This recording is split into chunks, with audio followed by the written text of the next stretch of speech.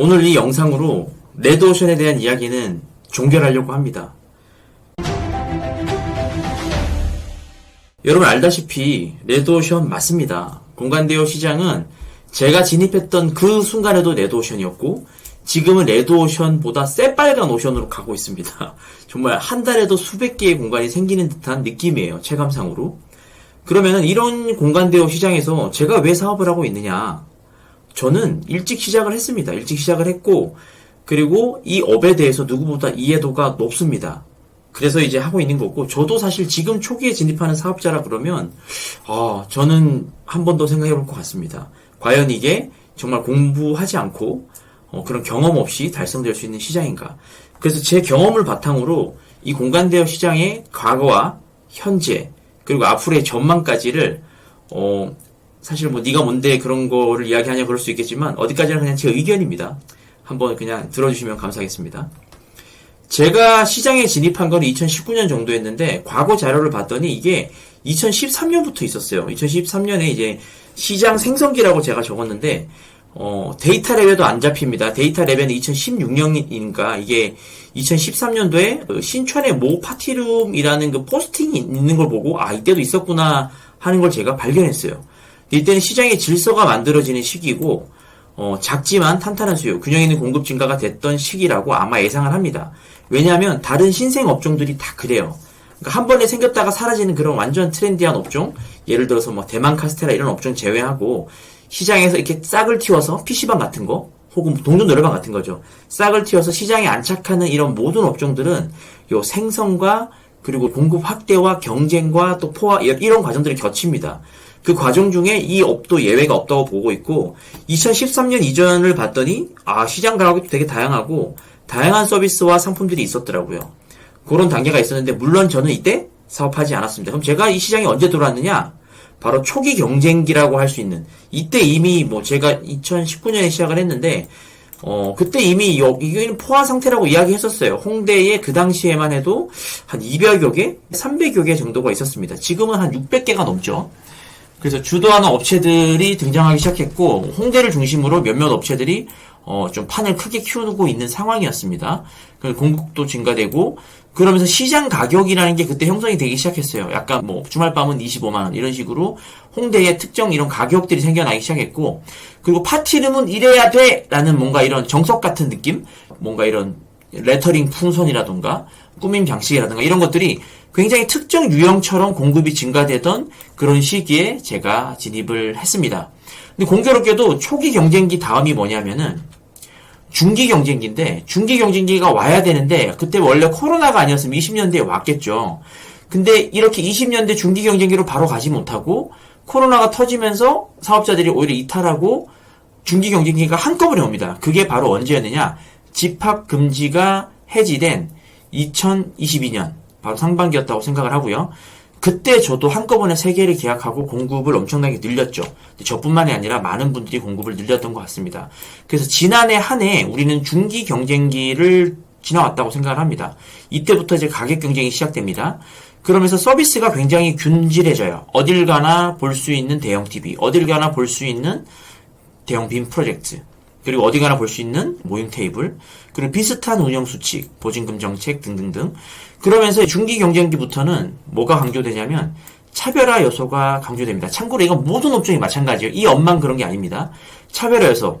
PC방도 예전에 이런 것도 있었죠. 차별화 한다고 뭐 간식을 공짜로 준다던가, 가격을 뭐 차별화 한다던가. 그리고 그런 현상도 있어요. 보증금을 없앤다던가. 다른 사람 다 보증금 이렇게 비슷한 운영 수칙이 있으니까 운영 수칙에서 탈피하는 거죠. 그리고 이제 비슷한 서비스니까 난 다른 서비스 할래. 그러면서 뭐 사진 인화기를 갖다 붙인다던가 아니면은 뭔가 세팅을 뭐 해준다던가 뭐 이런 이제 서비스 경쟁으로 돌입하던 시기가 아마 작년이었다고 생각을 합니다. 자, 그러면은 작년을 지나서 올해 우리는 어디에 와 있을까요? 현재입니다. 여러분 현재 우리는 과다 경쟁에 돌입해 있습니다. 물론 이건 제 주장인데 근데 거의 설득력 있는 주장 같습니다. 공급이 정말 어마어마하게 증가되고 있죠. 그러면서 제가 최근에 목도하는 형상 중에 정말 우려스러운 현상이 생겼는데요. 이 바로 과잉 투자입니다. 이제 경쟁이 너무 과하다 보니까 시설 차별을 하고 싶은 거예요. 고퀄리티를 주고 싶은 거예요. 공간 자체가 상품이다 보니까 이 상품에다가 나는 사업성 모르겠다. 일단 과잉 투자하고 매출 많이 나오고 보자. 라는 사람들이 늘기 시작했습니다. 그리고 두 번째 유형, 나는 실력이 없으니까 그리고 돈도 많이 없으니까 일단 싸게 팔자. 이런 분들이 또 엄청나게 늘어나기 시작했어요.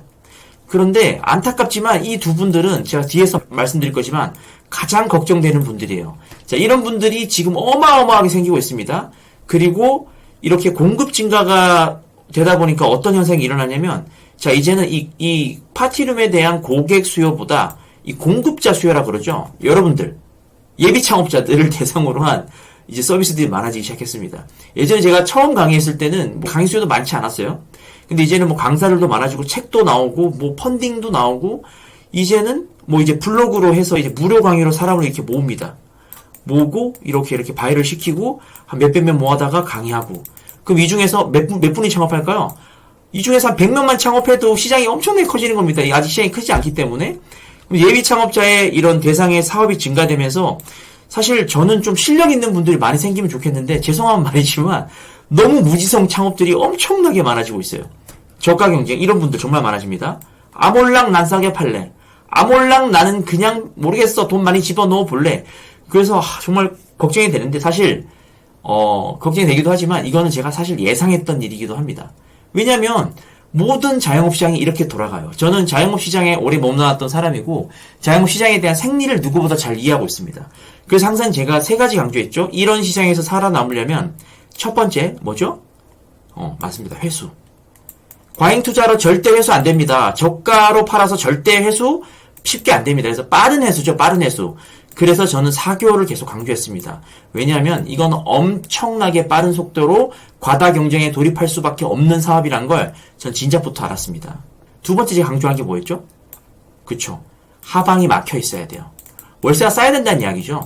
하방이 막혀 있다는 게 뭐냐면 저가 경쟁에 돌입하게 될 겁니다. 저도 지금 아직까지 가격을 안 내리고 있지만 이런 식으로 주변이 약간 상식을 초월하는 저가를 자꾸 이야기하면 저라고 어쩔 수 없죠. 저도 이제 가격을 조금씩 내릴 겁니다. 저는 사실 지금 내리지 않고도 충분한 소득을 거두고 있습니다. 그래서 저는 여유구간, 이른바 여유구간이라고 그러죠.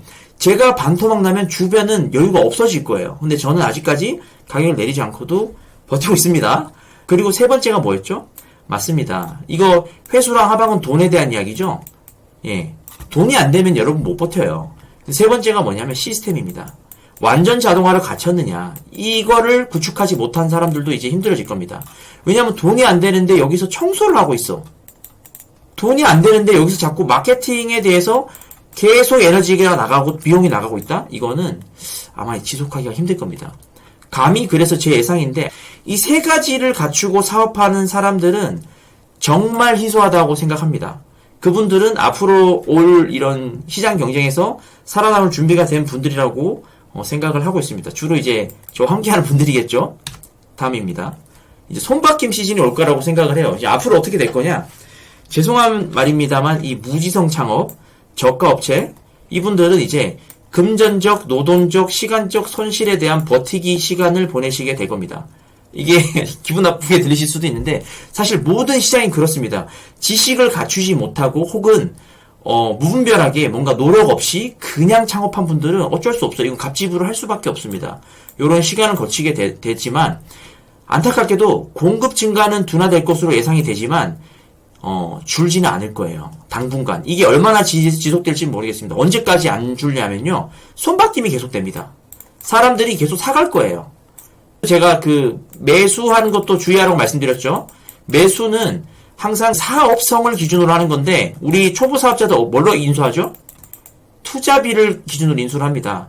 제가 여기다 3천 썼는데요. 제가 1,000만원 손절할게요. 1,000만원 손절하고 2,000에 사가세요. 그러면 이거를 고민합니다. 오, 싸다. 근데 2,000짜리 사오면 뭐합니까? 여기가 사업성이 하나도 안 나오고 마이너스 10만원 혹은 플러스 한 30만원 이거를 여러분 2,000 주고 사시겠습니까? 근데 이런 분들이 많을 거예요. 손바뀜이 계속됩니다. 무지성 창업에다가 무지성 인수를 계속 이어나가는 시즌이 아마 올해 내년까지 계속될 수도 있습니다.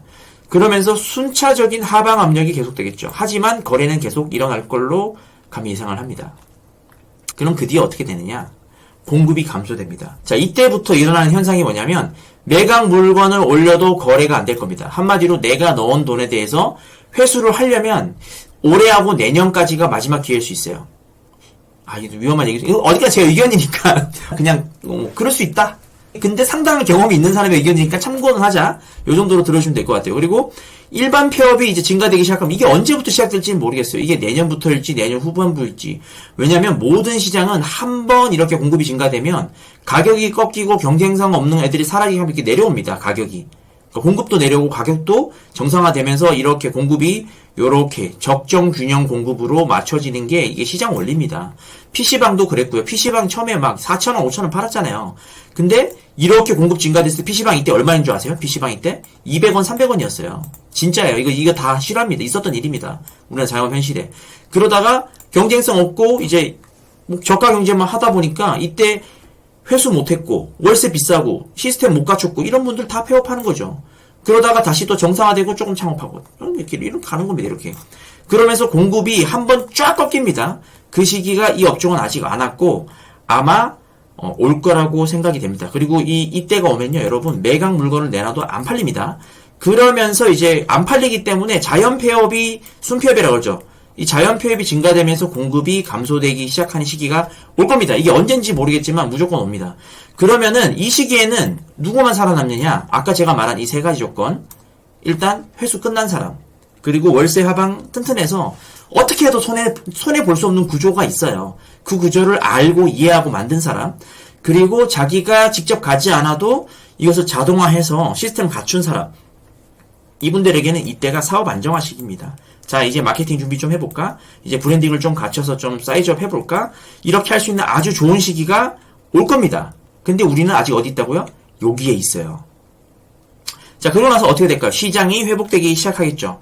이 세 가지 조건을 모두 갖춘 것들을 중심으로 시장이 안정화되기 시작하고 가격 하방 압력이 완화되기 시작하면서 가격이 조금 이렇게 정상화될 시즌이 옵니다.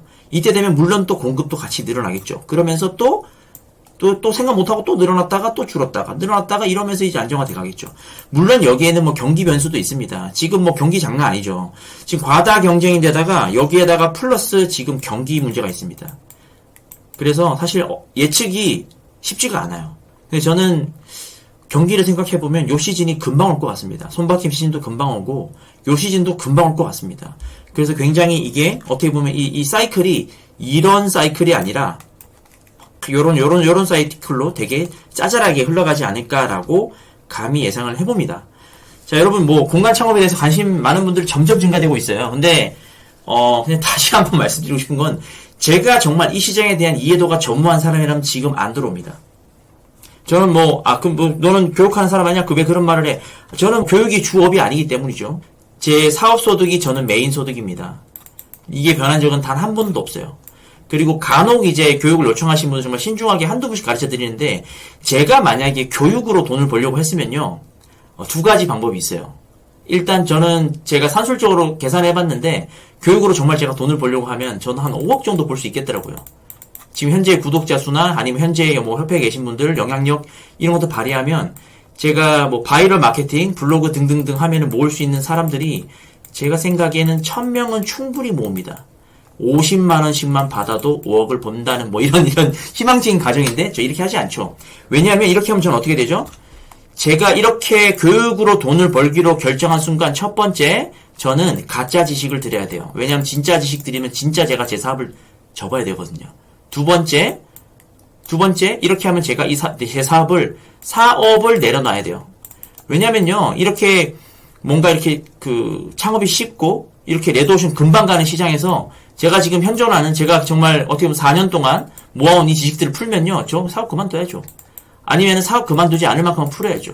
그래서 절대 진정성 있게 사업하는 사람한테 이 강의나 컨설팅은 메인 소득이 될 수가 없는 겁니다. 여러분들 그래서 잘 구분하셔야 됩니다. 이게 특히 지금 이런 시장기에는요, 이런 분들이 많이 늘어납니다. 예비 창업자를 대상으로 이렇게 사업하시려고 하시는 분들. 근데 그분 한번 물어봐요. 그분 그냥 이거 물어보면 돼요.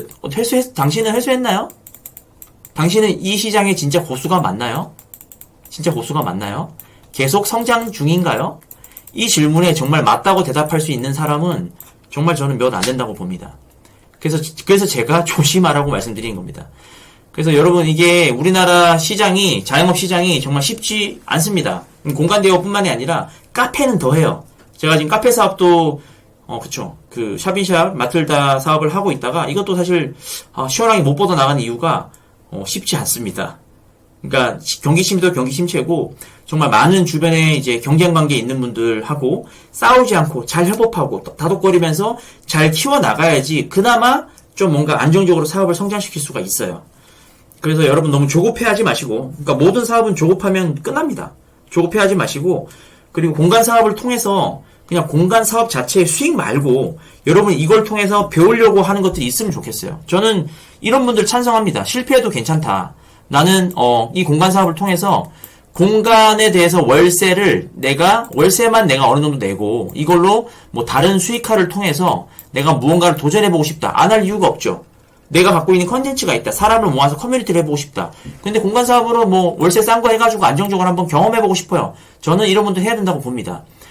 그렇죠. 그리고 두 번째는 이 공간 사업을 바탕으로 사업 자체에 대해서 배우실 수가 있어요. 왜냐면 이것도 사업이기 때문에 가장 심플한 형태의 사업이라고 말씀드렸죠. 그래서 이 사업이기 때문에 고객이 생기고 이 고객에 대해서 내가 어떤 것들을 고민할 수 있을지 이렇게 사업가로서 훈련될 수 있는 좋은 기회이기도 합니다. 그래서 대체 하라는 거야 말라는 거야.